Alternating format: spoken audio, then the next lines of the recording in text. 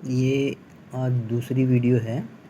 इसमें हम आज करेंगे यूजीसी नेट के लिए दिसंबर 2007 का पेपर समाजशास्त्र का, सोशियोलॉजी का। और शुरू करते हैं आज हम।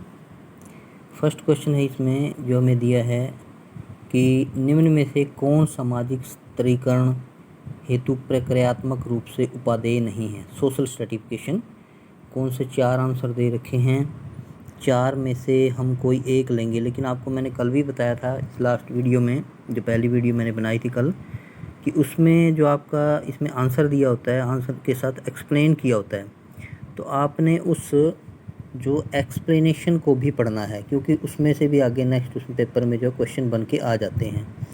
तो इसका बी आंसर है कि निम्नलिखित में से कौन सामाजिक स्तरीकरण हेतु प्रक्रियात्मक रूप से उपादेय नहीं है, यानी कि वह जुझारूपन का भाव उत्पन्न करता है। ये इसका आंसर है। लेकिन हमने इसको थोड़ा सा और अच्छे से पढ़ने के लिए हम इसको इसकी एक्सप्लेनेशन को पढ़ेंगे कि मानव समाज में व्यक्तियों के बीच समानताएं नहीं बल्कि भिन्नताएं भी देखने को मिलती हैं हमें, और संसार में प्रत्येक के कुछ न कुछ अपनी विशेषताएं होती हैं जो दूसरों में नहीं पाई जाती हैं। ऐसा ही भेद हमें समूहों में दिखाई देता है।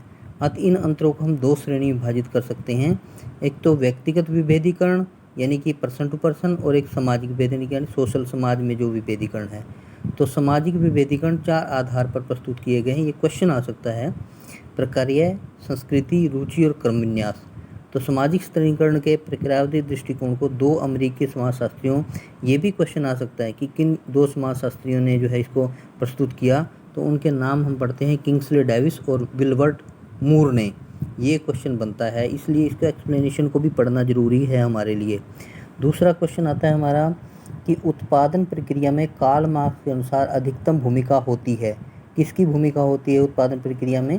जो प्रोडक्शन प्रोसेस है, प्रोडक्शन प्रोसेस में सबसे जो भूमिका होती है श्रम की, यानी कि लेबर की। लेबर के बगैर कुछ नहीं है।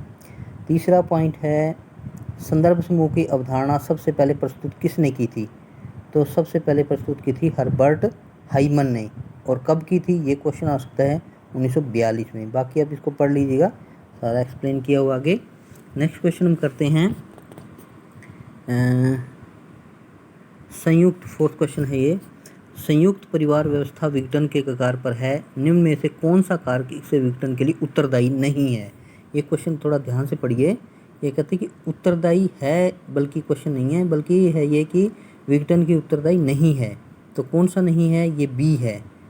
बी का पार्ट क्या है इसमें कि कृषि उत्पादन बढ़ रहा है। ये बी आंसर है। संयुक्त परिवार व्यवस्था विघटन के कगार पर है, इसका प्रमुख कारण निम्नलिखित है: यौन संबंधों की असंतुष्टि, सदस्यों में अपना प्राय का विचार, सामाजिक मूल्य प्रतिभाओं का विमोल, ये प्रभाव आदि इसके कारण संयुक्त परिवार व्यवस्था विघटित हो रही है। और कृषि उत्पादन की वृद्धि कोई भूमिका संयुक्त परिवार के विघटन में नहीं है। ये नहीं है में आ रहा है, इसलिए थोड़ा ध्यान से पढ़िएगा। 5th क्वेश्चन हम पढ़ते हैं नगरवाद यानी अर्बेनिज्म जीवन की एक पद्धति का विचार है। ये किसने दिया था? ये दिया था, आपका आंसर है डी, एल्बर्थ। एल्बर्थ ने कब दिया? 1930 में। वो कहाँ पैदा हुए? जर्मनी में। तो ये क्वेश्चन बनते हैं, इसमें से आप पढ़ते रहिए, इसमें ये क्वेश्चन आगे नेट में आ सकते हैं। 6th क्वेश्चन है आपका आर्थिक तंगी के कारण किसी गांव का भूमिहीन किसी शहर में जाकर कारखाना मजदूर बन जाता है, तो वो किसका उदाहरण है? क्षैतिज गतिशीलता का, ऊर्ध्वाधर गतिशीलता का, सामाजिक गतिशीलता का, ऊर्ध्वाधर अधोमुखी गतिशीलता का। तो इसका आंसर है आपका ए कि क्षैतिज गतिशीलता का। ये आप इसका एक्सप्लेनेशन पढ़िए, आपको थोड़ा और क्लियर हो जाएगा। नेक्स्ट क्वेश्चन आपका 7th क्वेश्चन कि हट्टन के अनुसार जाति का कार्य है। सामाजिक 4 भाग दे रखे हैं इसमें, तो इसका आता है सामाजिक व्यवहार का। हट्टन ने जाति के एक अलग कार्य को कितने भागों में बांटा है? आप ए बी सी ये देख सकते हैं।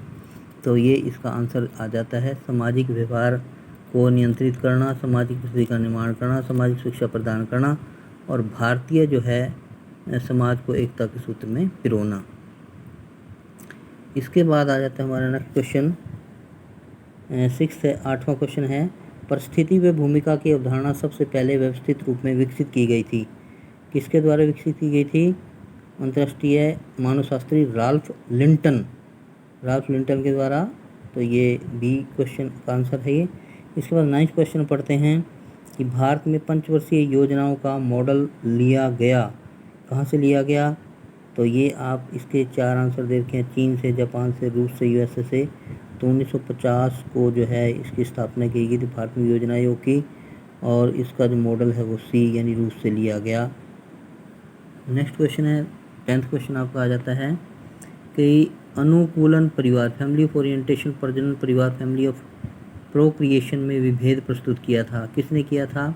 मर्डॉक ने। ये आप पढ़ सकते हैं मर्डॉक द्वारा, यानी कि डी आंसर इसका है।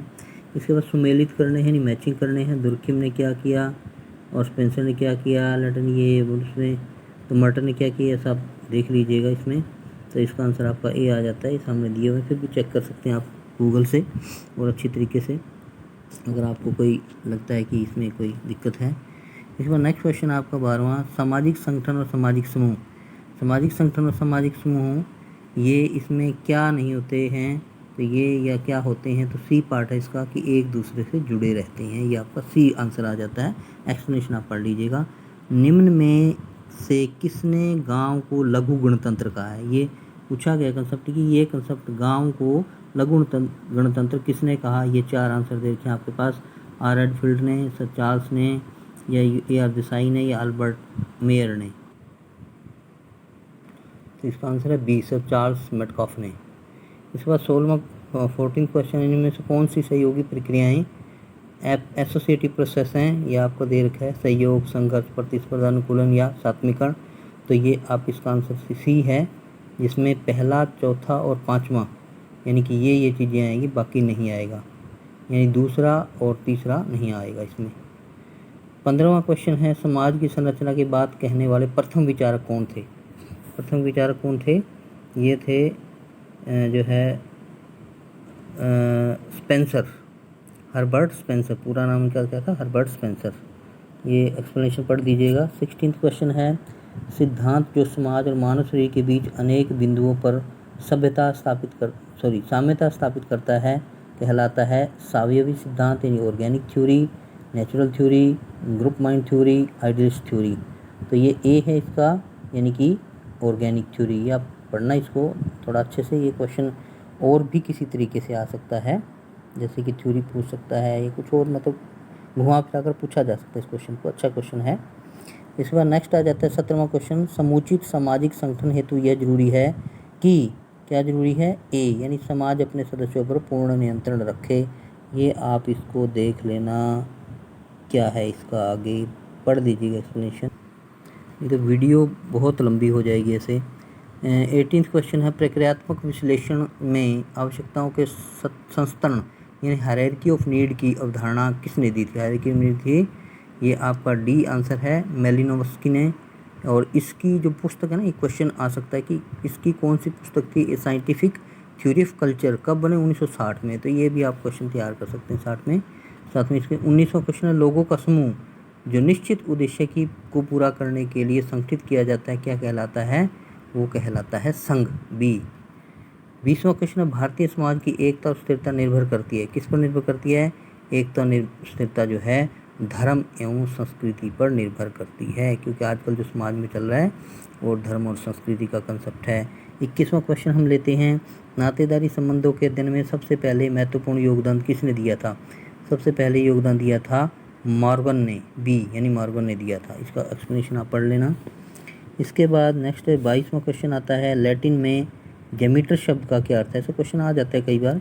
तो जेमीटर शब्द का अर्थ होता है बालक का जैविकीय जो है पिता अथवा जनक कहलाता है जेमीटर शब्द का अर्थ। तो इसका ए आंसर है, यानी जैविकीय पितृत्व। 23वां क्वेश्चन है आपका, भारत की कुछ जनजातियों में किसी लड़की से विवाह करने से पहले लड़के द्वारा अपनी शक्ति सिद्ध करने की इच्छा प्रथा है, इसे क्या कहते हैं? इसे कहते हैं परीक्षण विवाह, यानी कि उसका परीक्षण किया जाता है, चेकिंग की जाती है कि वो कंप्लीट सही है या नहीं।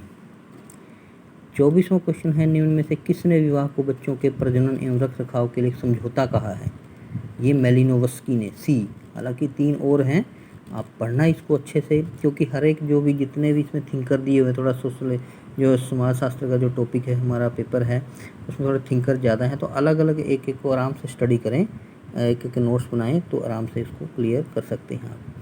25वां क्वेश्चन है, सप्तपटी का अभिप्राय अग्नि के समक्ष वर वधू द्वारा 7 फेरे लेने से है, उसके बाद विवाह का समाज में स्वीकृति व वैधता मिलती है, इसे क्या माना जाता है? इसे माना जाता है जो है डी, प्रथा माना जाता है, एक प्रथा है ये। 26वां क्वेश्चन है, जब संघर्ष की भावनाएं यथेष्ट अभिव्यक्ति नहीं हो पाती तो ऐसे संघर्ष को क्या कहते हैं? ऐसे संघर्ष को कहते हैं व्यक्तिक संघर्ष, यानी सिर्फ पर्सनली जो होता है स्ट्रगल, उसको व्यक्तिक संघर्ष कहते हैं। इसके बाद क्वेश्चन आ जाता है 27वां, सुमेलित कीजिए, यानी कि आपने मैचिंग करना है, किसका किसके साथ मैच बनता है। शास्त्रीय सिद्धांत, भौगोलिक सिद्धांत, प्रारूपवादी सिद्धांत, समाजशास्त्रीय सिद्धांत, ये किसने दिया, ये आप देख सकते हैं इसको।